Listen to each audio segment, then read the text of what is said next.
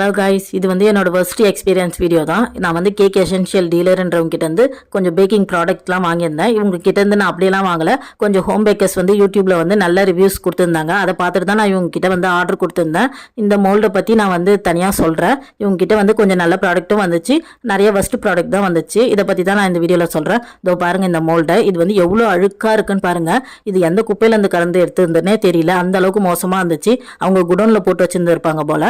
அதை எடுத்து கொஞ்சம் க்ளீன் பண்ணிட்டாவது கொடுத்துருக்கலாம். ஆனால் எனக்கு இப்படி தான் வந்து ரிசீவ் ஆச்சு.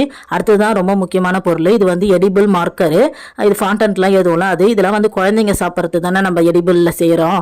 அதில் வந்து ஒரு மேனுஃபேக்சரிங் டேட் இல்லை, எக்ஸ்பைரி டேட் இல்லை. இந்த மாதிரி ஒரு ப்ராடக்ட் இது வரைக்கும் நான் வாங்கினதே இல்லை. ரொம்ப கஷ்டமாக இருந்துச்சு.